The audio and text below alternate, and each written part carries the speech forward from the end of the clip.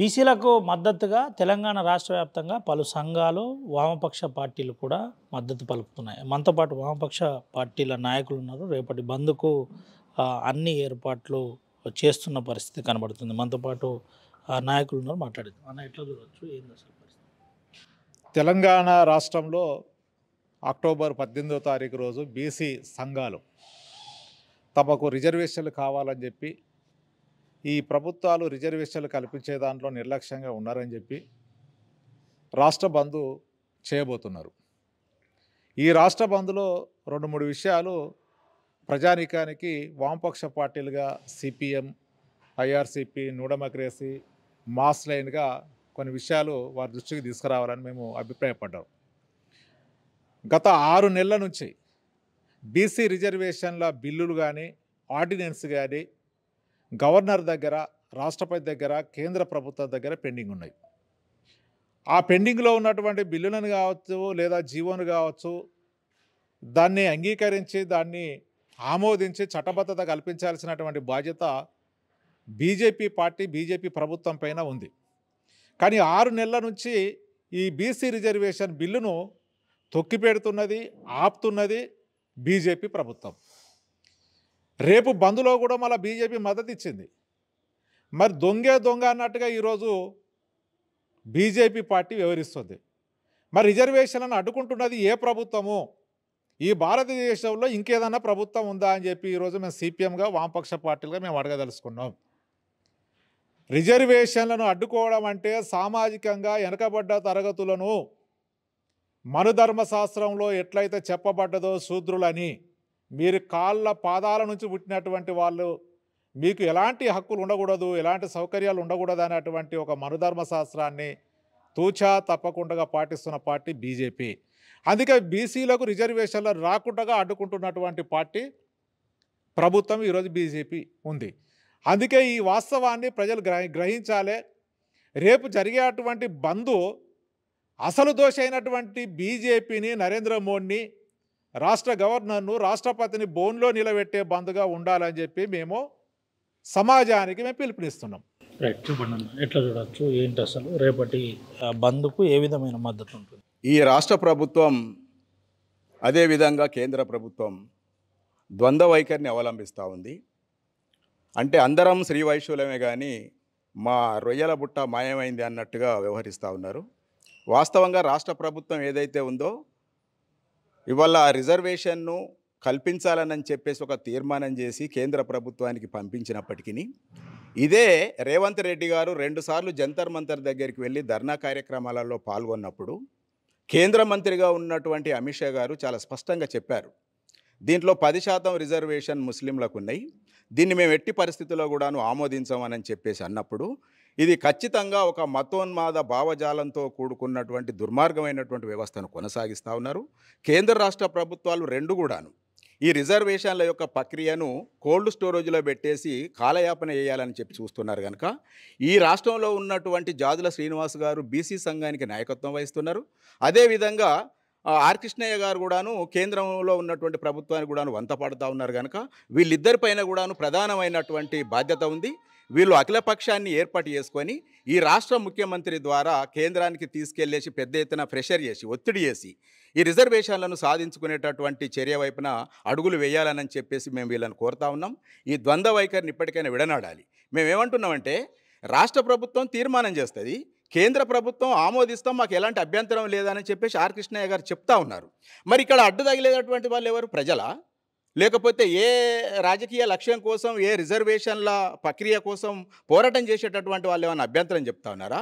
ఈడబ్ల్యూసీకి ఏదైతే ఉన్నదో 10% రిజర్వేషన్లు ఇచ్చినప్పుడు నువ్వు ఆనాడు ఎవరి అనుమతి తీసుకొని ఇవన్నీ చేయగలిగినావు?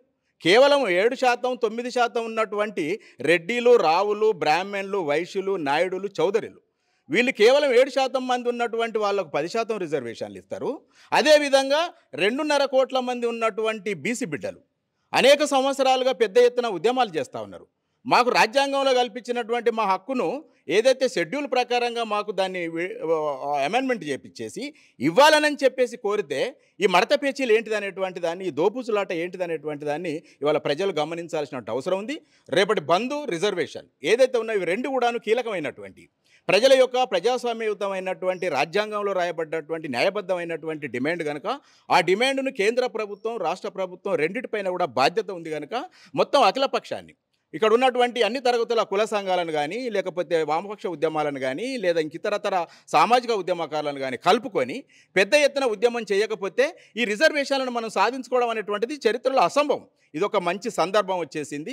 ఈ సందర్భంలో ఇంతవరదాకా బీసీలకు అణగారిన ప్రజలకు విద్యలో కానీ వైద్యంలో కానీ ఆర్థిక రంగాలలో కానీ ఉపాధి రంగాలలో కానీ అనేక రంగాలలో కూడా నష్టం జరుగుతూ వస్తుంది కనుక బీసీలు న్యాయబద్ధమైనటువంటి సమస్యను ఖచ్చితంగా సాధించుకోవడానికి అఖిలపక్షాన్ని ఏర్పాటు చేయాలి, ఢిల్లీకి తీసుకెళ్ళాలి. ఈ కాలయాపన చేసేటటువంటి వైఖరి సరి అయింది కాదు. ఒక ప్రభుత్వం మీద ఒక ప్రభుత్వం దాన్ని ఏదో చేస్తున్నామన్నట్టుగా డ్రామాలు చేస్తూ ప్రజల్ని మోసం చేస్తూ కాదు. ఇక కోట్లకు కూడాను దారులు మూసుకుపోయినాయి. కోర్టులు ఏం చెప్పాలన్నటువంటిది మనకు స్పష్టంగా అర్థమవుతా ఉంది. ఇవాళ ఒక అత్యున్నతమైనటువంటి న్యాయస్థానం అయినటువంటి సుప్రీంకోర్టు కానీ లేదా హైకోర్టు కానీ దీన్ని తేల్చడానికి కోసం మరి ఈడబ్ల్యూసీ వాళ్ళకి ఇచ్చేటప్పుడు ఇవి జ్ఞాపకం రాలేదు. అప్పుడు వాళ్ళకి ఎలా ఇవ్వగలిగారు అంటే ఇలా మైనార్టీస్ ఉన్నారని చెప్పేసి ఒక బూచి చూపించేసి మేము ఇవ్వమని చెప్పేసి చాలా క్లియర్ కట్గా మీరు చెప్తా ఉన్నారంటే మీరు మన ధర్మశాస్త్రాన్ని తూచా తప్పకుండా అమలు చేయాలని చెప్పి చూస్తూ ఉన్నారు. ఇలా పేదవాడు పేదవాడుగానే ఉండాలి, దరిద్రుడు దరిద్రుడుగానే ఉండాలి, రిజర్వేషన్లు అనేటువంటి అందని బూచిలాగా ఉండాలి. దాని నేపథ్యంలో ఈ డ్రామాలు చేయాలనేటువంటి విధానాన్ని కొనసాగిస్తున్నారు కనుక ఇట్లాంటి అన్నింటిని కూడా విడనాడాలని చెప్పేసి మేము డిమాండ్ చేస్తున్నాం. రేపటి బంద్లో ఖచ్చితంగా ఇది ఎందుకంటే వాళ్ళు చేస్తున్నటువంటిది న్యాయమైన ప్రజలు చేస్తున్నటువంటి ప్రధానంగా నాయకులు అనేటువంటి వాళ్ళు ఇంతకాలం దాకా కాలయాపన చేశారు. నేను ఎందుకంటున్నానంటే ఆర్ కృష్ణయ్య గారు కానీ జాజుల శ్రీనివాస్ గారు కానీ హాస్టళ్లలో ఉన్నటువంటి స్కాలర్షిప్ల కోసమో లేకపోతే హాస్టళ్లలో ఉన్నటువంటి మెచ్చార్జీల కోసమో లేకపోతే చిన్న చితక ఉద్యమాల కోసమో ఈ పోరాటాన్ని ఇంతకాలం దాకా కొనసాగించడం కాదు. ఇవాళ ఇతర రాష్ట్రాలలో ఉన్నటువంటి ఇవాళ బీహార్ కావచ్చు, పశ్చిమ బెంగాల్ కావచ్చు, పక్కన ఉన్నటువంటి కేరళ కావచ్చు, తమిళనాడు కావచ్చు, అనేక రాష్ట్రాలలో ఈ ఉద్యమాలను తాత్కాలిక ఉద్యమాల నుంచి దీర్ఘకాలిక ఉద్యమాల వైపు తీసుకెళ్ళి పెద్ద ఎత్తున అక్కడ ప్రభుత్వాలను ఏర్పాటు చేసుకొని రాజ్యాధికారాన్ని చేపట్టారు. మరి మీరేం చేస్తున్నారు ఇంత పెద్ద రాష్ట్రంలో? అంటే ప్రజలను ఇంతకాలం దగ్గర మీరు ఏం చేయాలని అనుకుంటున్నారు? ప్రజలు కోరుకునేటటువంటి డిమాండ్ను సామరస్య పద్ధతిలో ఆలోచించడానికి కోసం పనిచేయాలి. అందుకే నేను అంటున్నాను, ఒకరు కాంగ్రెస్ దగ్గర ఒకరు బీజేపీ దగ్గర భజన చేయడం కాదు, ప్రజలలోనికి రావాలి, ప్రజల్ని కలుపుకోవాలి. వామపక్ష ఉద్యమకారులను, ప్రజాస్వామ్య ఉద్యమకారులను, విద్యార్థులను, మేధావులను, అన్ని తరగతుల ప్రజలను కూడా కలుపుకొని కేంద్రానికి తీసుకెళ్ళి ఉద్యమం చేయాల్సినటువంటి అవసరం ఉంది కనుక ఇది మంచి కీలక సమయం. ఈ సమయాన్ని గిట్ట పోతే భవిష్యత్తులో ఇంకా దాన్ని మళ్ళీ సాధించుకోవడం అసంభవం. కావున రేపటి బంద్ కూడాను మేము అందులో ఉన్నటువంటి రిజర్వేషన్ అంశాన్ని కానీ లేదా బంద్ కానీ దాంట్లో మేము స్పష్టంగా వామపక్ష ఉద్యమకారుల ఐక్యవేదిక పైన మేము పాల్గొంటాం. అది సాధ్యమయ్యేంత వరదాకా, సాధించుకునేంత వరదాకా ప్రజల పక్షాన్ని ఉంటామని చెప్పేసి ఈ సందర్భంగా ఐఆర్సీపీ తరఫున మేము డిమాండ్ చేస్తూ ఉన్నాం. అందులో వ్యాపారులు, వర్తకులు, విద్యార్థులు, మేధావులు, అన్ని తరగతుల ప్రజలు కూడా రేపటి బంద్లో పాల్గొని విజయవంతం చేయాలని చెప్పి ప్రజానికానికి పిలుపునిస్తున్నాం. రైట్, ఇది పరిస్థితి. రేపటి బంద్కు అందరూ సంపూర్ణ మద్దతు పలకాలని చెబుతున్న పరిస్థితి. అంతపాటు సిపిఐఎంఎల్ న్యూ డెమోక్రసీ నుంచి ఉన్నారు. ఏంటి రేపటి బంద్కు మీ ప్రజాస్వామ్యయుతంగా సామరస్యంగా బీసీలు ఏదైతే రిజర్వేషన్ కావాలని పోరాటాన్ని కొనసాగిస్తూ ఉన్నారో వాళ్ళ చిరకాల ఆంక్షను నెరవేర్చే విధంగా బీసీల రిజర్వేషన్స్ అమలు కావాలని ఆ బీసీల రిజర్వేషన్కు రేపు జరగబోయే బంద్కు ఏదైతుందో దానికి సిపిఐఎంఎల్ న్యూ డెమోక్రసీ పార్టీ సంపూర్ణ మద్దతును తెలుపుతూ అన్ని వర్గాల ప్రజాస్వామ్యవాదులు, అన్ని వర్గాల మేధావులు కూడా బంద్లో పాల్గొని ఏదైతే రిజర్వేషన్ సాధన కోసం అందరం కూడా కృషి చేయాలి, ఆ కృషి దిశగా మనమంతా ప్రయత్నం చేయాలని కోరుతూ, వాస్తవానికి అంగట్లో అన్నీ ఉన్నాయి కానీ అల్లున్నట్లో శని ఉన్న చందంగా ఈరోజు కేంద్ర రాష్ట్ర ప్రభుత్వాల వైఖరి కొనసాగుతూ ఉంది. ఎందుకంటున్నామంటే అన్ని విషయాలు తెలిసి అనేక ఆలోచనతో కలిగిన వాళ్ళు ఏదైతే రిజర్వేషన్ కావాలి, రిజర్వేషన్ అమలు చేస్తున్నాం, మేము రిజర్వేషన్ అమలయ్యే విధంగా అసెంబ్లీలో తీర్మానం చేసినామని ఈరోజు రాష్ట్ర ప్రభుత్వం చెప్తా ఉంది. ఏదైతే ఈ తీర్మానాన్ని రేపు పార్లమెంట్లో ఉభయ సభలో తీసుకెళ్లి ఆ తీర్మానాన్ని ఆమోదించే విధంగా బీజేపీ ప్రభుత్వం చర్యలు చేపట్టి బీసీల పక్షాన నిలబడ్డ వాళ్ళ బీజేపీ వాళ్ళు ఉండి ఉంటే నిజంగా ఆ తీర్మానాన్ని అమలు చేసే విధంగా బీజేపీ ప్రభుత్వం చేయకపోవడం అంటే ఈ రెండు కూడా ద్వంద్వ వైఖరితో ఉన్న విషయాన్ని వాస్తవాన్ని గమనించాలని చెప్తాం. ఇప్పటికే చాలా రాష్ట్రాల్లో బీజేపీ ద్వంద్వ వైఖరిని వ్యవహరిస్తూ ఉంది. అదేవిధంగా ఈరోజు కాంగ్రెస్ ప్రభుత్వం కూడా మేము రిజర్వేషన్కు అనుకూలంగా ఉన్నాం, రిజర్వేషన్లు వస్తాయి, రిజర్వేషన్ అమలు చేస్తున్నామని ఈరోజు షెడ్యూల్ ప్రకటిస్తూ ఈరోజు కాంగ్రెస్ ప్రభుత్వం ముందుకు వస్తూ ఉంది. ఒకవైపు కోర్టుని శిక్షించాలా, లేక ఇంకోవైపు బీజేపీ ప్రభుత్వాన్ని శిక్షించాలా, ఇంకోవైపు కాంగ్రెస్ ప్రభుత్వాన్ని శిక్షించాలా, ఎవరిని శిక్షించాలనేది అర్థం కాని పరిస్థితి కనబడుతోంది. రిజర్వేషన్ ఎక్కడ ఆగుతుంది, ఎవరు ఆపుతున్నారు అనేది ఈరోజు ప్రశ్నార్థకంగా మారుతున్న పరిస్థితి కనబడుతుంది. అందరం కూడా రిజర్వేషన్ కావాలని అడుగుతా ఉన్నాం, కానీ రిజర్వేషన్కి ఎవరు అడ్డుకుంటున్నారన్న వాస్తవ విషయాన్ని ఎందుకు గ్రహించలేకపోతున్నారు అనేది మా వైఖరి. అందుకే రిజర్వేషన్ ఎవరైతే అడ్డుకుంటా ఉన్నారో వాళ్ళని ఎండగట్టాలి. ఆ రిజర్వేషన్ అమలయ్యే విధంగా కేంద్ర రాష్ట్ర ప్రభుత్వాలు ఒక వైఖరికి రావాలి.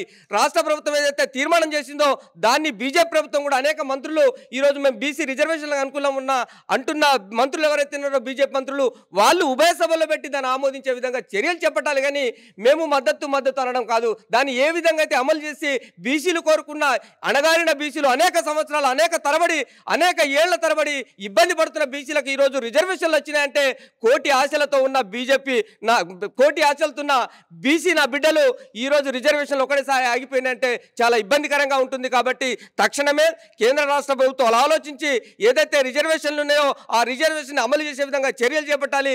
దానికి ఆ రిజర్వేషన్లు సాధించే వరకు సిపిఐఎంఎల్ డెమోక్రసీ పార్టీ బీసీలకు అనుకూలంగా ఉంటుంది. ఈ రిజర్వేషన్లు వచ్చే విధంగా పోరాటాన్ని కొనసాగిస్తూ ఉంది. రేపు జరిగే బంద్ అయితే ఉందో ఆ బంద్కు సిపిఐఎంఎల్ డెమోక్రసీ పార్టీ సంపూర్ణ మద్దతు తెలుపుతా ఉంది అని కోరుతా ఉన్నాను. బీసీలకు రావాల్సినట్టు 42% రిజర్వేషన్కి సంబంధించిందా రేపటి బంద్ పిలుపు ఉందో ఆ బంద్ పిలుపును విజయవంతం చేయవలసిందిగా అన్ని వర్గాల ప్రజలను కోరుతున్నాం.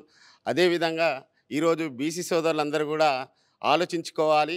వివిధ ఓట్ల రాజకీయాల కోసం పాలక పార్టీలు అనుసరిస్తున్నట్టు దానిలో మీరు మునిగిపోతాను, మీరు దానిలోకి వెళ్ళి బయటికి వెళ్తే మీ నా హక్కులు సాధించుకుంటామన్న విషయాన్ని మీరు అందరూ కూడా గుర్తుంచుకోవాలి. ఎందుకంటే ఈరోజు బంద్ పిలుపు ఇవ్వంగానే ఇవాళ కాంగ్రెస్ కానీ బీజేపీ కానీ బీఆర్ఎస్ కానీ ఇక్కడ ఉన్నటువంటి పాలక పార్టీలు ఏవైతున్నాయో అవన్నీ కూడా మద్దతు తెలుపుతున్నాయి. మరి ఈరోజు బీజేపీ కాదా ఈ ప్రభుత్వం దీన్ని ఆపింది. ఇవాళ బీజేపీలో ఉన్నటువంటి బీసీ నాయకులందరూ కూడా ఆలోచించుకోవాలి. కాంగ్రెస్లో ఉన్నటువంటి బీసీ నాయకులు అందరూ కూడా ఆలోచించుకోవాలి. బీఆర్ఎస్లో ఉన్నటువంటి బీసీ నాయకులు కూడా ఆలోచించుకోవాలి.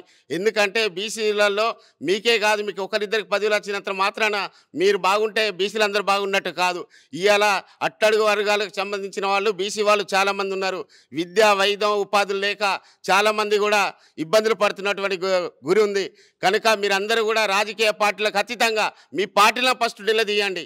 ఈ బీసీలకు 44% రిజర్వేషన్ రావాలంటే ఖచ్చితంగా మీరు ఏదైతే పార్టీలలో ఉన్నారో ఏదైతే పదవులలో ఉన్నారో ఫస్ట్ ఆ పార్టీలను మీరు నిలదీసిన తర్వాతనే రేపటి బంద్ కానీ కార్యక్రమాలు కూడా ప్రజలందరూ కూడా మీకు మద్దతు తెలుపుతారు.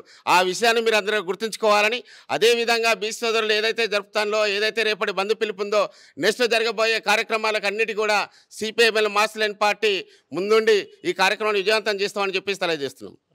ఇది పరిస్థితి. సిపిఐఎంఎల్ మాస్ లైన్ కావచ్చు, సిపిఐఎంఎల్ కావచ్చు, సిపిఐఎం కావచ్చు, ఇటు పలు అఖిలపక్ష పార్టీలు కావచ్చు, దీంట్లో అన్నీ కూడా మేము మద్దతుగా ఉంటాం. కానీ ముందు మీ పార్టీల్లో ఉన్న బీసీ నాయకులు ఆ పార్టీలను ప్రశ్నించాలని చెబుతున్న పరిస్థితి. దీంతోపాటు రేపటి బంద్కు మేము సంపూర్ణ మద్దతు తెలుపుతున్నాం. బీసీల